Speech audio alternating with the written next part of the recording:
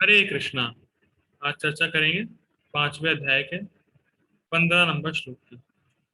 नादत्ते कस्यचित् पापम न चैव सुकृतं विभुः अज्ञानेन आवृतं ज्ञानं तेन मुह्यन्ति जन्तवः।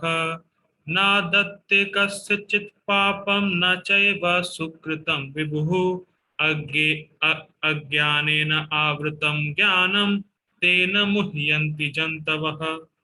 शुभेच्छा माता जी, प्लीज रिपीट। नादन्ते कस्यचित् पापं न चैव सुकृतं विभुः अज्ञानेनावृतं ज्ञानं तेन मुह्यन्ते जन्तवः। Well done. ओके आयुषी माता जी, प्लीज ट्राई। नादत्ते कस्यचित् पापं न चैव सुकृतं विभुः अज्ञानेनावृतं ज्ञानं तेन मुह्यन्ति जन्तवः। Well done. आप लोग भी श्लोक बोलना सीख गए, सही हो। ठीक है, लेट्स स्टार्ट।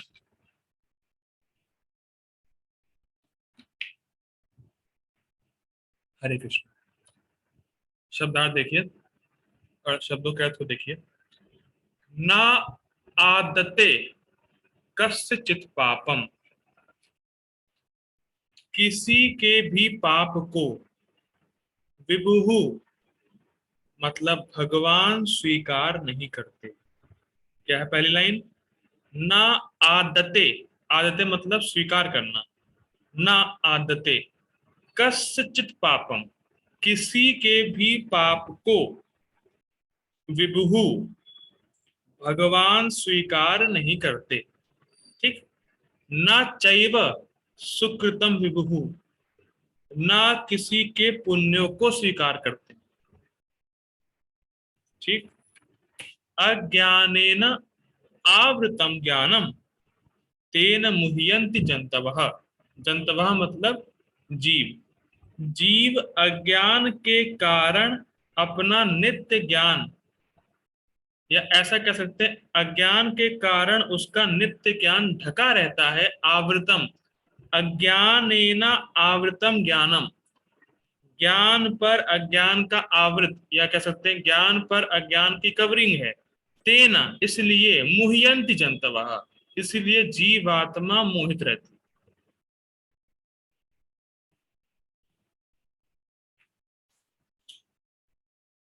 पसंद में आई? भगवान किसी के भी पापों को स्वीकार नहीं करते, ना ही किसी के पुण्य को स्वीकार करते हैं, और अज्ञान ढका रहता है जीव के वास्तविक ज्ञान को, इसीलिए जीव मोहित रहता है। ठीक। इसलिए जीव क्या है? मोहित रहता है। मोहियंती मतलब मोहित, मोह में रहता है, ऐसा कह सकते हैं।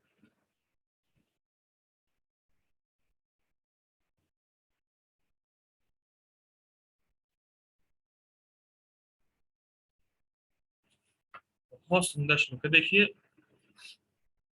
इस श्लोक को अगर समझ गए तो मुक्ति आपके हाथों में है, गारंटीड है। भागवतम में भगवान स्पष्ट बोलते हैं। क्या बोलते हैं वो तो फिलहाल चर्चा होगी, लेकिन इस श्लोक को अगर समझ गए तो आपकी मुक्ति आपके हाथों में है। तो ये श्लोक बहुत ज्यादा इंपॉर्टेंट है, क्योंकि अगर आप इसको समझ गए ना, इस फंडे को, तो मुक्ति आपके हाथों में है डायरेक्टली। इसलिए कठिन है समझना है। ठीक।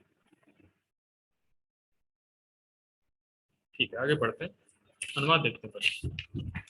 परमेश्वर ना तो किसी के पापों को ग्रहण करते हैं, ना पुण्यों को, किंतु सारे देहधारी जीव। अच्छा, पर एक चीज है, ये लिंक क्या है श्लोक का? एकदम से ये लिंक कहां से आ गया?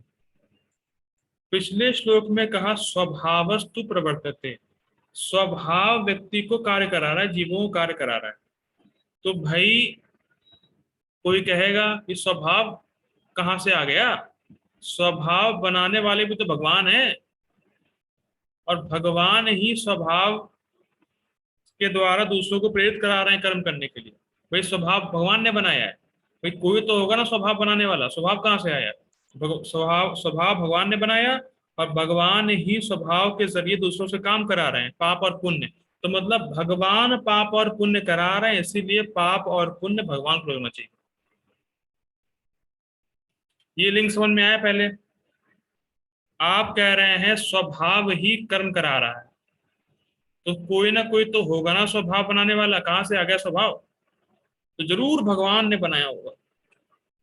और अगर स्वभाव के अकॉर्डिंग कार्य कर रहा है जीव, तो भगवान के द्वारा कर रहा है। भगवान ने स्वभाव बनाया और भगवान ही स्वभाव के द्वारा दूसरों को पाप और पुण्य करा रहे हैं। तो भगवान पाप और पुण्य करा रहे हैं, तो भगवान को पाप और पुण्य लगना चाहिए। लिंक समझ में आया? तो इसलिए कह रहे हैं परमेश्वर ना तो किसी के पापों को ग्रहण करता है ना पुण्य को, ठीक, किंतु सारे देहधारी जीव उस अज्ञान के कारण मोहग्रस्त रहते हैं जो उनके वास्तविक ज्ञान को आच्छादित किए किए रहता है। मतलब आच्छादित मतलब कवर किए रहता है, ठीक।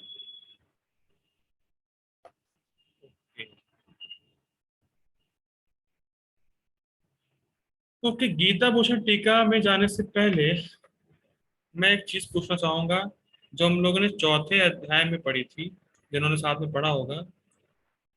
वैषम्यता क्या होती है?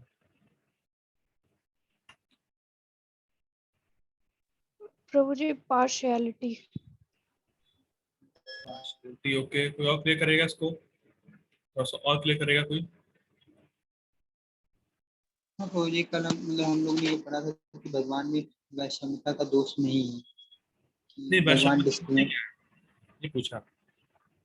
हाँ वही कह रहे कि भगवान डिस्क्रिमिनेट नहीं करते हैं किसी के साथ, जैसा उन्होंने बताया। नहीं, उन्होंने तो पार्शियलिटी बोला, उन्होंने तो बताया नहीं ना। आप बताइए, इसमें क्या? प्रभु जी पार्शियलिटी।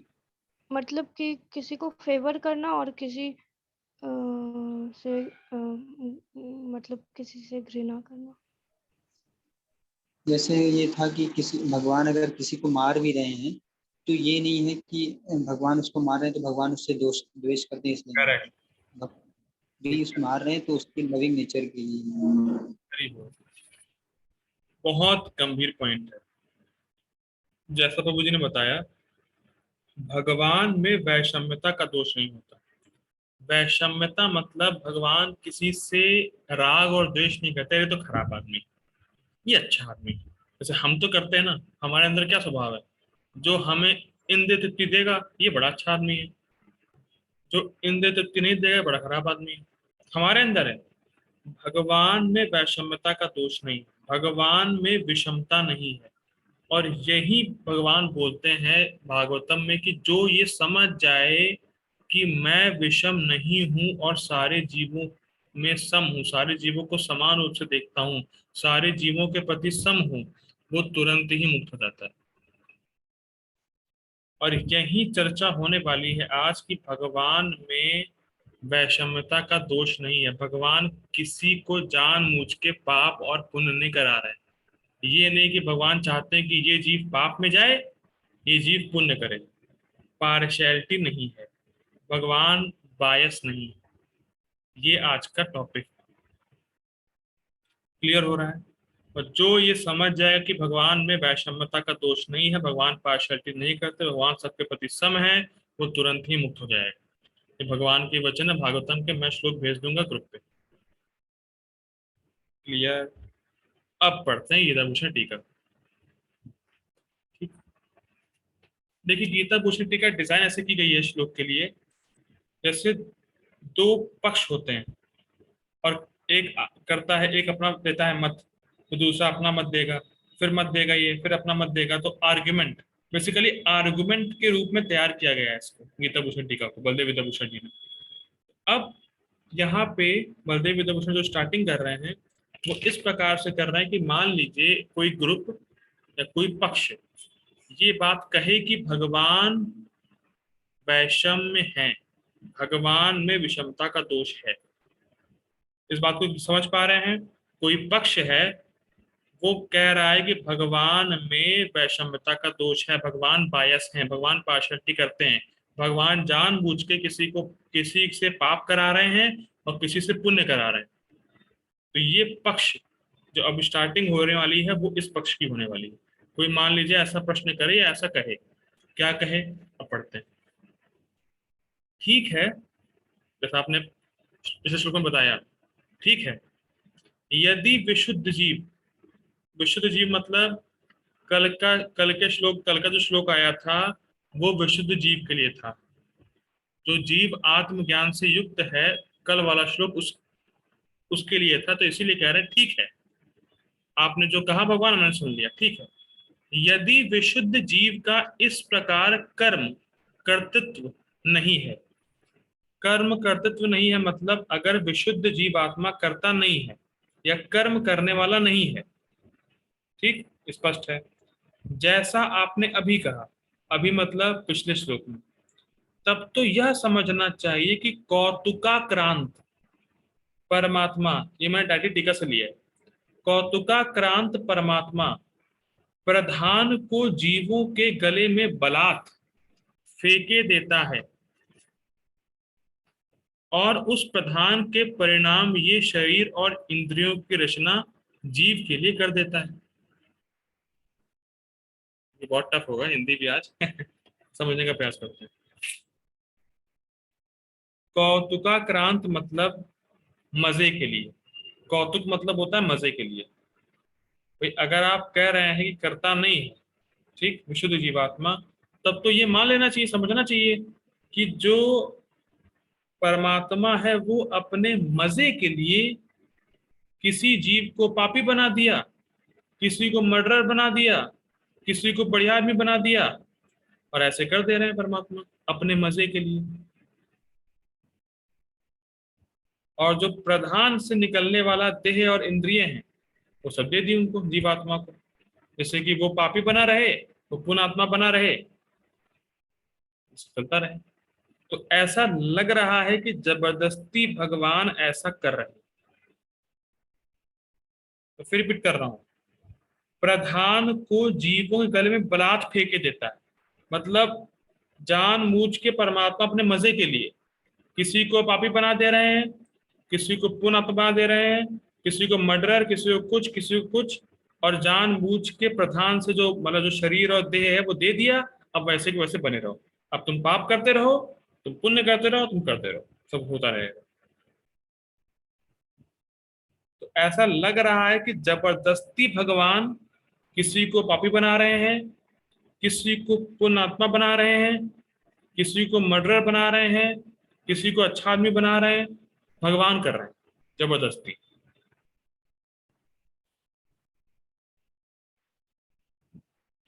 बात समझ में आई?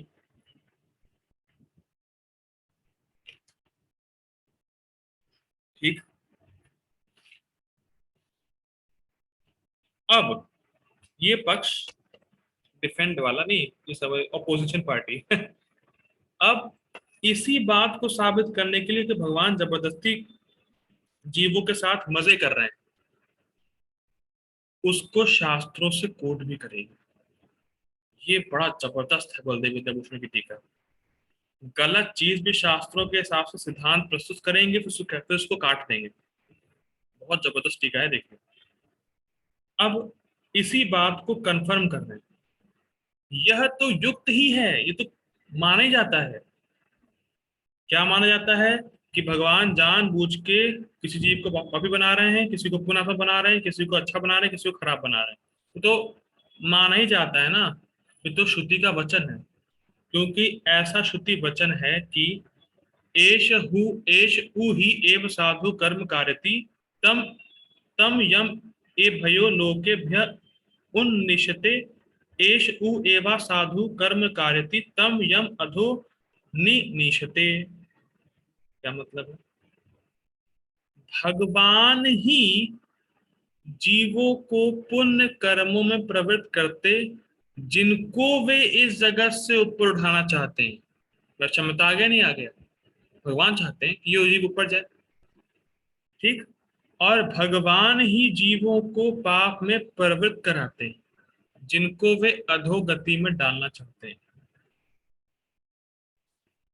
बहुत मतलब घूम जाएगा दिमाग। शास्त्रों का वचन कोट करना है, कौस्तुकी उपनिषद। क्या ऐसा वाकई में है? भगवान इतने क्रूर है, भगवान इतने विषम है? अब समझना पड़ेगा। देखिए, ये बात सही नहीं है। ये नहीं कहा जा रहा श्लोक गलत है, ये बात सही नहीं है। मतलब इसको आपको रियलिटी में समझना चाहिए, किस रेफरेंस में श्लोक कोट किया गया है। बात समझ में आ रही है ना? जैसे मुझे कुछ अपना तर्क सिद्ध करना है, तो मैं कहीं से भी कोई श्लोक कोट कर दिया जो मेरी बातों से मैच हो रहा है, लेकिन अब वो श्लोक किस रेफरेंस में कहा क्या बोला गया है वो देखना पड़ेगा आपको, तब उसका अर्थ दूसरा निकलता है। बात समझ में आ रही है? ये जो श्लोक कोट किया जा रहा है, ये किसी और रेफरेंस में सही हो सकता है, लेकिन इस कंटेक्स्ट में जो यहाँ पे अभी चल रहा है उस कंटेक्स्ट में सही नहीं। ठीक, तो हमें रियलिटी में समझना हो कि क्या श्लोक का कंटेक्स्ट है, कहाँ से कहाँ आ रहा है, और प्रभुपाद जी भी इसको कोट करेंगे तो समझ में आएगा। तो अपने आर्गुमेंट को सही करने के लिए ये कोट कर रहे हैं कि भगवान ही सब कुछ करने वाले हैं, भगवान ही जीवों को अच्छी और बुरी योनियों में अपने मन से अपने मजे के लिए डालते हैं। ठीक, स्पष्ट? ठीक है, जहां ना समझ में आए पूछी जाएगा क्या, बहुत टफ होने वाला है, तो फिर रिपीट कर रहा हूं, लेकिन इसको समझने से मुक्ति आपके हाथों में। अब एक और रेफरेंस दे रहे हैं, स्मृति भी इस प्रकार भगवान पर कुपित होती है।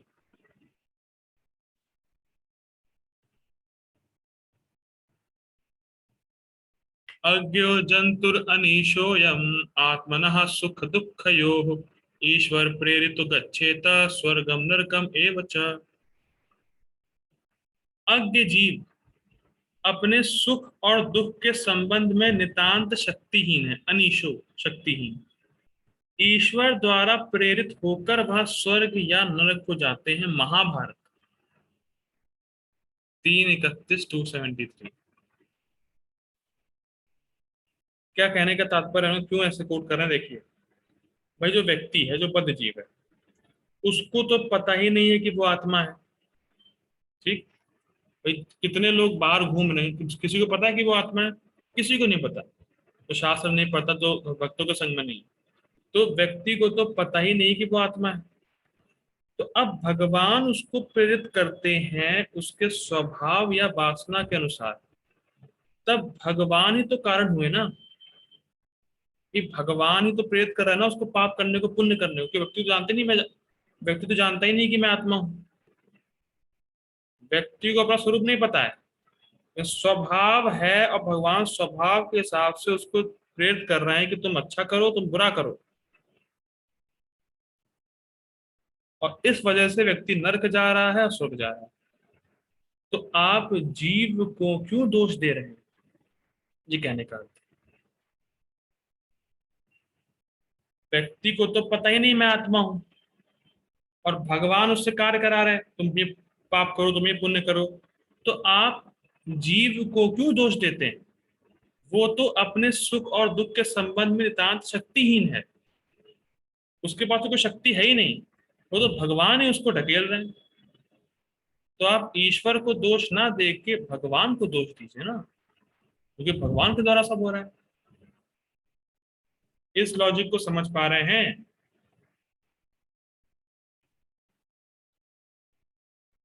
ये बहुत कठिन होगा समझना, थोड़ा सा विचार करेंगे तो समझ में आएगा। ठीक, ठीक है, समझ में आ रहा है। हाँ, प्लीज लिखते रहा करिए जिससे मुझे लगे कि समझ में आ रहा है। ठीक है, हरे कृष्ण। देखिए, अभी श्लोक शुरू नहीं हुआ है, अभी तो उस पक्ष की बात चल रही है बस। इसीलिए अब कंक्लूड कर रहे हैं, तो दूसरा पक्ष है, पोजीशन पार्टी, वो कंक्लूड क्या कर रही है? इसीलिए भगवान ही जीव को पाप और पुण्य की अवस्थाओं की ओर ले जाते हैं। स्पष्ट क्या निकला, कंक्लूजन क्या निकला भाई उनका आर्गुमेंट का?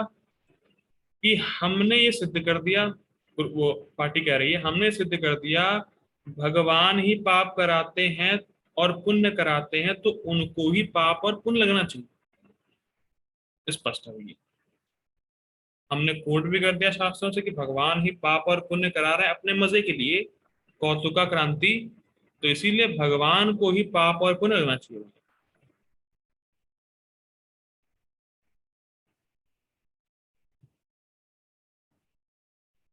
ठीक, आगे पढ़ते हैं।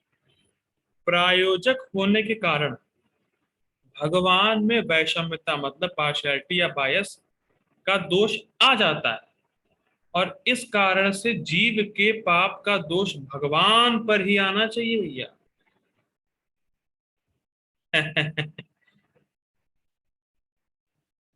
देखिए, प्रायोजक समझते हैं क्या होता है? प्रायोजक मतलब स्पॉन्सर, स्पॉन्सर करता है, सुना है कभी टीवी पे इसके प्रायोजक हैं, सुना होगा बचपन में। तो प्रायोजक मतलब स्पॉन्सर। तो जीव के पाप और पुण्य के स्पॉन्सर कौन है? भगवान है, वो स्पॉन्सर कर रहे हैं। और ये इन वर्सेस जो कोट किया गया उससे क्लियर होता है। तो अगर स्पॉन्सर कर रहे हैं भगवान, तो पाप भी भगवान को ही लगना चाहिए।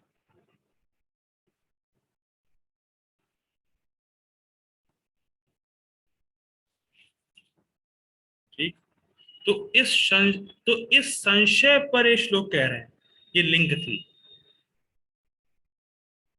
ये जो अपोजिट पार्टी के आर्गुमेंट्स थे, इसको डिफेंड करने के लिए ये वाला श्लोक कहा जा रहा है 5.15। देखिए, डाउट समझ में आया? क्या डाउट है? तो उन्होंने क्या पढ़ा, उन्होंने क्या बोला, अपोजिशन पार्टी में क्या बोला, ये क्लियर हुआ? मैं इसको फिर से रिफ्रेम कर देता हूँ उसको पूरे को। वो कह रहे हैं भैया देखो, सब कुछ भगवान करा रहे हैं, ये सीधी भाषा में सब कुछ भगवान करा रहे हैं। तो डाउट ये है, जीव से भगवान ही जबरदस्ती पाप पुण्य करा रहे हैं, वही स्पॉन्सर कर रहे हैं पाप और पुण्य।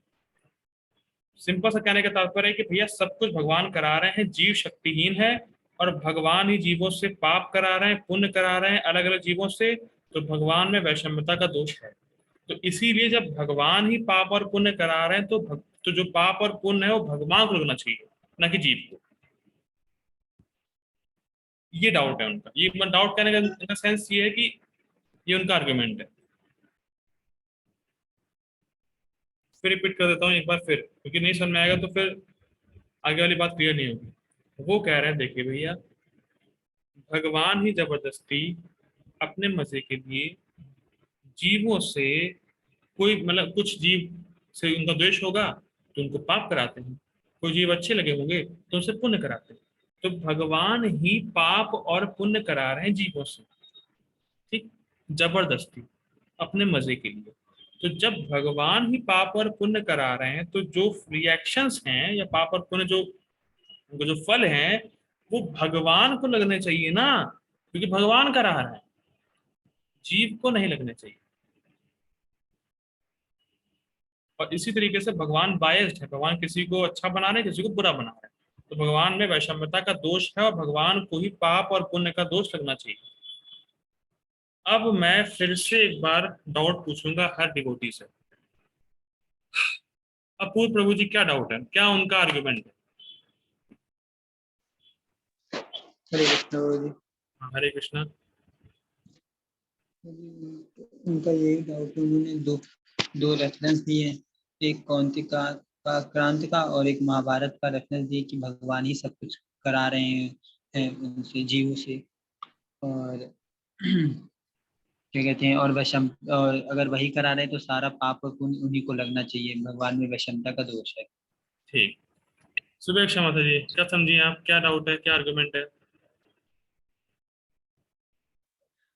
प्रभु जी, जो विरोधी पक्ष है वो शास्त्र से उन्होंने श्लोक कोट किया, और वो ये कहना चाहते हैं कि जीव जो भी पाप और पुण्य करता है, ये असल में भगवान ही कराते हैं। भगवान अपनी इच्छा अनुसार वो यानी कि वो पार्शियलिटी करते हैं। वो ही अपनी इच्छा अनुसार और अपने मजे के लिए कुछ जीवों से पुण्य कराते हैं और कुछ जीवों से पाप कराते हैं। तो इसीलिए इसमें तो जो रिजल्ट है वो भगवान को ही लगना चाहिए, पाप और पुण्य का रिजल्ट। ठीक है, आयुषी माता जी क्या समझिए आप?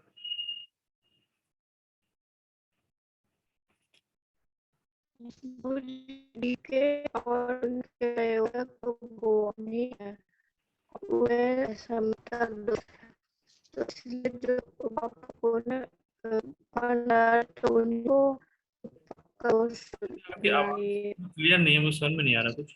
ओके ठीक है, आप समझ गए होंगे फिलहाल। सहाना माता जी क्या समझिए इसमें? सहाना माता जी आप बताइए क्या उनका? हरे कृष्ण प्रभु जी। हरे कृष्णा। उन लोगों का, विरोधी पक्ष का ये संदेह है कि भगवान ही जबरदस्ती अपने मजे के लिए कुछ पसंदीदा जीव से पुण्य कर्म कराता है और कुछ नापसंदीदा जीव से पाप कर्म कराता है। तो अगर भगवान ही सारे पाप पुण्य करा रहे हैं जीव से, तो पाप पुण्य का जो फल आता है वो उनको ही लगना चाहिए, उनको ही भोग करना चाहिए वो। तो ओके वो बता रहे हैं कि भगवान पार्शियलिटी करता है सबके साथ। थैंक यू माता जी। ओके समझ में आ गया सबको फिलहाल ऑलमोस्ट। ठीक है, तो अब यहाँ से थीम चेंज होगा, यहाँ से अब इस श्लोक की बात होगी। अब इन आर्ग्यूमेंट्स को काटेंगे बलदेव विद्याभूषण, तो वो हम लोग नेक्स्ट मीटिंग में देखते हैं। So please kindly join once again. Hari बोल।